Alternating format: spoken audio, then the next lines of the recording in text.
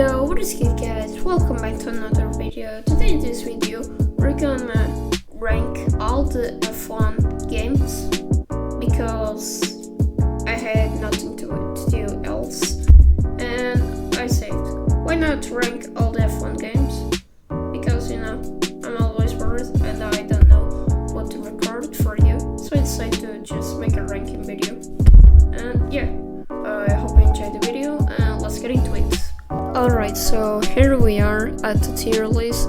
As you can see, we got all the F1 games from 2009 till the 24, and also they added the F1 Race Stars game, which is very cool as well.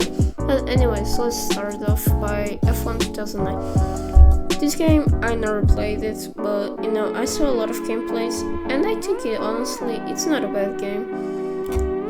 It has some good features like the Young Driver Test, which is an incredible feature, which we also see a lot of coming in the future F1 games coming along the way, like especially from 2010 to 2013 and blah blah blah blah blah. But yeah, overall it's a C, to be honest. Anyways, F1 2010. This game was solid. I never played as well, but I already saw a lot of gameplays. It was from a game from 2010. It had amazing graphics, to be honest. And I think I'm gonna put it in B because it was also a very fun game, and also had a lot of features. I don't remember too well, but yeah, overall it's a B. Anyways, F1 2011. This game, I think I'm also gonna put in a B. The graphics improved a lot, but I think the handling, I'm not sure, but I think the handling got a little bit worse than F1 2010. That's what I heard, but I'm not too sure. But overall, I think it's B. It was a very fun game as well. Yeah, B tier. Anyways, next up is F1 2012.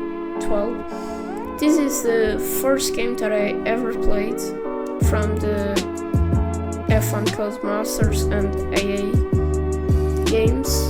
Yeah, it was the first Codemasters F1 game that I ever played. And honestly, man, I think we just gotta put it into an S tier. The handling was amazing. The graphics were amazing. There was a lot of... The game itself was just amazing. I remember playing it on my Xbox 360 every day, but sadly it doesn't work anymore, so I can't play anymore. But the memories that I made with this game is incredible. So yeah, S tier. They also had the championship mode, career mode, which include a lot of new features as well. The game was just incredible. Yeah, S tier. Anyways, next up we got F1 2013. This game, I think I'm also gonna put it in a S tier. The game itself, a lot of things changed. They added for the first time classic cars, which was probably the best feature, and they also added classic tracks as well. And it's the only F1 game that has classic tracks feature as well. So yeah, it's an amazing game. Also played it. It was incredible. The Brands Hatch Imola is real, my home track. I love it. So I also love the game a lot because it has one of my home tracks, which is Israel. So yeah, that's a big plus for me. So yeah, S tier. And the game itself was very fun. The handling was amazing. And the car itself, it felt so good to drive. So yeah, S tier as well. Anyways, F1 2014. I don't gotta say too much about it. F tier. Basically, it's just like a copy and paste from F1 2013, but made it even way worse, a lot worse. They removed all the classic features, and the handling got horrible. The engine sounds were garbage. I swear to God, that Ferrari engine sound is probably the worst of them all. Oh my dude. Like, I'm just gonna put it in the screen just so you can listen. Yeah, I know, it is bad, right? And yeah, the gameplay was horrible, and yeah, it's probably gonna be for a long time the worst F1 game ever. And yeah, anyways, let's move up. F1 2015. This game itself, I think I'm gonna consider it. It wasn't that garbage, but I think it was still like meh. I'm gonna put it into a D tier because, you know, the gameplay of the game got a lot better than F1 2014, so props to Codemasters for doing that. The handling as well, you know, and I think the graphics at that game were lovely, incredible. Yeah, it was also very good. Yeah, I also played this game. It's the third game, I think, from all of this that I played. I still have it on my Steam account, so... But I mean, it's my game. Nothing much to say, but I think I'm gonna put it into a D tier. Anyways, F1 2016. This game, you know, I think I'm gonna put it into a A tier, to be honest. It was a pretty good game. It included a lot of new tracks that are also included in that calendar in the real life. And it got a lot better than F1 2015. The handling got better, the gameplay as well. I think the graphics also got a lot better, the gameplay. And you know, it improved a lot, so yeah, A tier. Anyways, F1 2017. I think I'm gonna also put it into a tier. It was also a very good game. They brought back the classic cars, so that was amazing. And yeah, the handling of the game was also incredibly good. The gameplay as well, the graphics as well. And yeah, I think A tier. It was a pretty fun game as well. So yeah. F1 2018. Next up.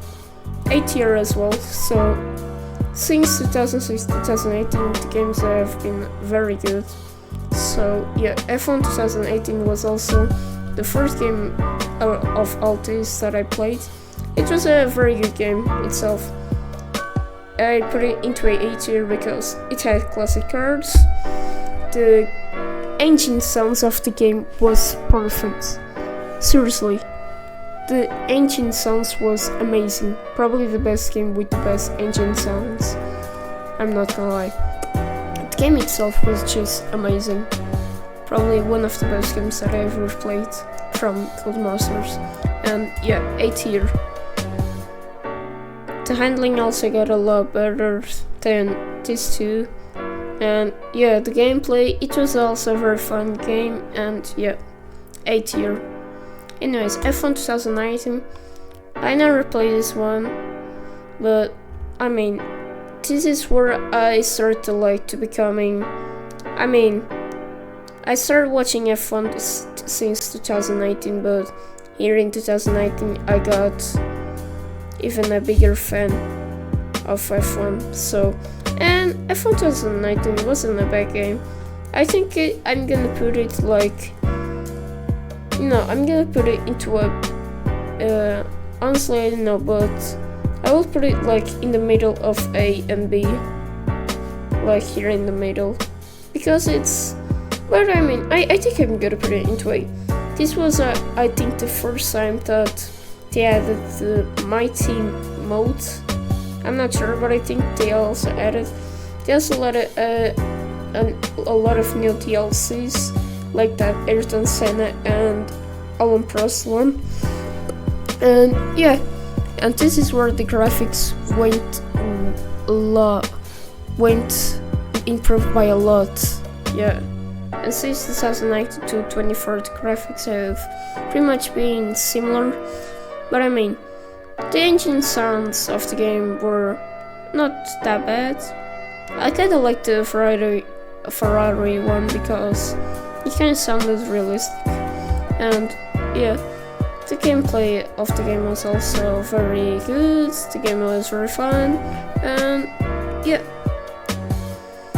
Anyways, let's move off to F1 2020 S-Tier, man. This is probably the best game by far that I ever played. F1 2020, man. Oh my god. Dude, this game was so good. It had a lot of new tracks. It had classic cars. You know, the game was just amazing. The handling, the graphics. The engine sounds of the game wasn't like the best. It was a kind of meh, to be honest, but I mean, the game was just incredible. And it's considered to be like the best game, and I agree with that because it's an incredible game. It's sad that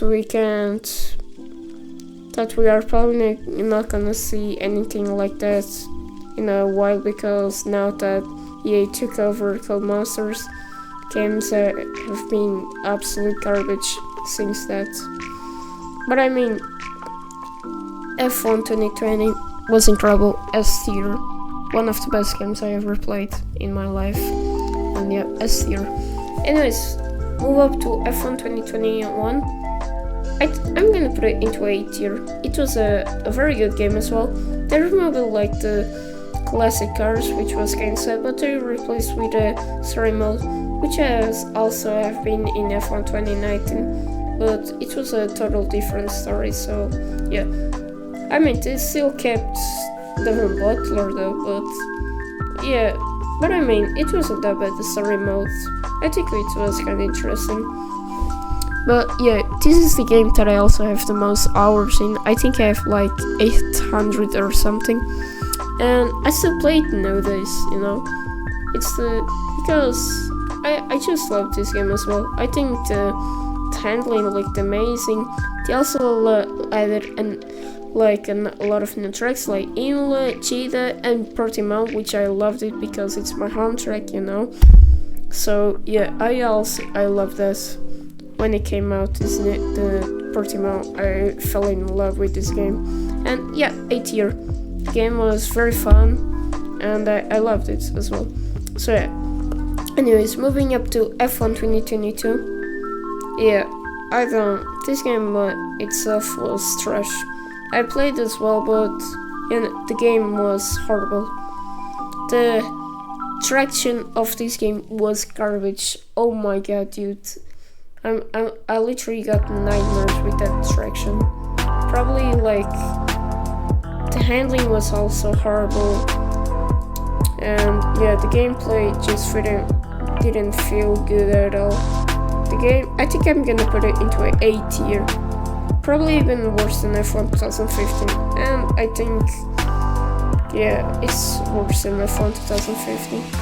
Yeah, F1 22 was just horrible. They had a new tracks, of course, but still that doesn't make the game good at all. And yeah, I mean, it makes sense because EA took over Codemasters, so yeah, what a surprise. I also forgot like the F1 Race Stars one. I'm gonna put it into A. I also played this one, and I love this game as well. I used to play when I was way younger.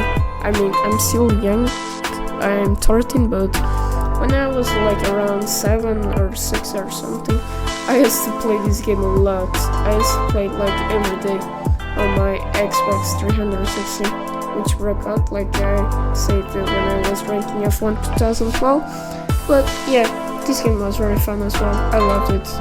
But anyways, moving up to the next game, F1 23. This one was a huge step from F1 22. And I'm gonna put it into a B-Tier. The handling of the game was very good, way better, but I mean, always. I accidentally put it into F-Tier, but I mean, the handling was way better than F1 22. It was a huge improvement, and yeah, the game itself was solid. You know, the gameplay wasn't good. Yeah, this was a solid game, so B-Tier. And F1 24, it it's not, we haven't finished, 2024 hasn't ended yet, and the game itself is already getting a lot of bad reviews, so yeah. But I mean, it's been like 5 or 4 months since it released, so yeah. And I think I'm gonna put it right now into I'll put it like between the C and D tier, but I think I'm gonna put it into like a C tier. Yeah, the game is mid basically. Yeah, it's mid. You know, the handling of the game is horrible. I'm gonna soon gonna try to buy the game. I'm gonna try for the first time if I can. But I already saw that something about that the handling of the game is horrible, and I mean it sure is. The gameplay is also very bad. Yeah, a lot of bad things from the game. And yeah, I think I'm actually gonna put it into like never mind. I think I'm gonna keep it into a C tier.